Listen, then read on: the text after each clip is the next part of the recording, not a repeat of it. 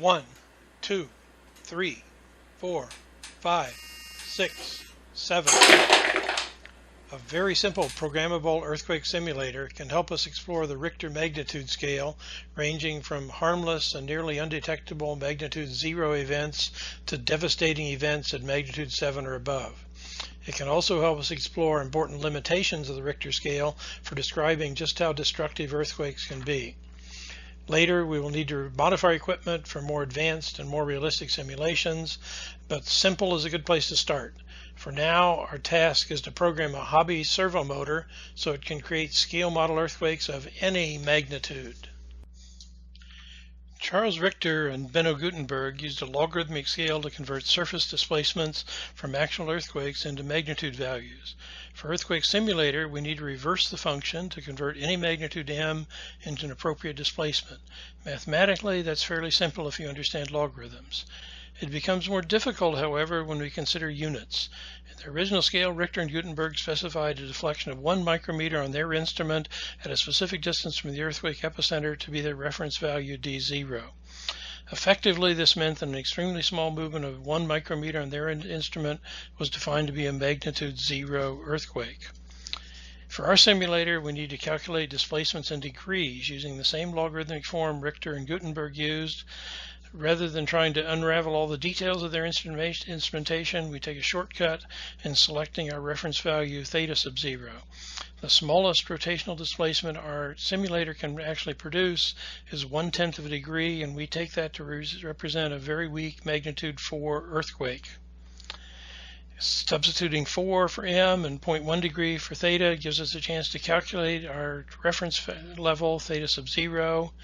And the result is a very small movement of 10 millionths of a degree. Now that we have a reference value that defines a 0 magnitude earthquake, we can solve for theta as a function of magnitude m, and we can convert the function to a form that will let our computer do the calculation in an efficient way. We enter our function using an Excel-like format, substituting the more universal constant c to represent magnitude m. Although Richter and Gutenberg looked only at the peak displacement in establishing their scale, it's reasonable to suspect that speed may also be important, so we create a piecewise defined function with 3 segments. We add multipliers to the first and third segments to move the motor to its peak displacement and back at constant velocity.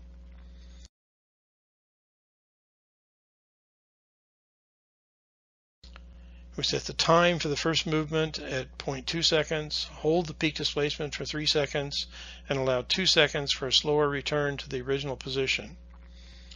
When we calculate the displacement and velocity values with c equal to 0, the very small displacement of 10 microdegrees doesn't even show up on our graphs.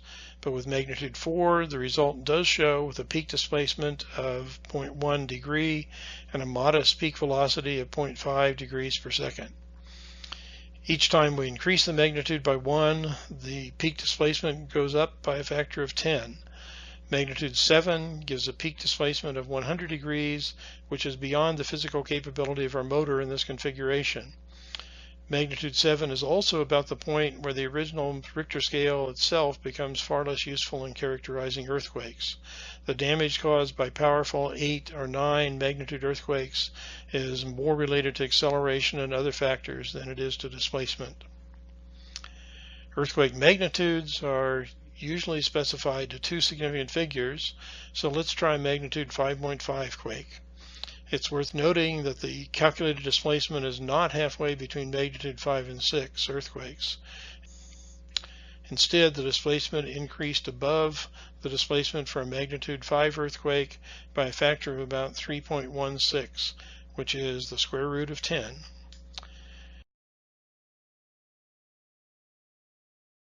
When we implement this magnitude 5.5 earthquake, there's clear damage to our rather shoddily constructed pyramid, but no catastrophic collapse, which is not unreasonable for a modest 5.5 magnitude earthquake.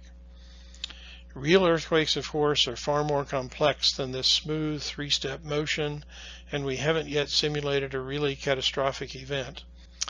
Another thing we can do mathematically is to step through a sequence of integral magnitude earthquakes, starting at magnitude 0 and stopping just before magnitude 8.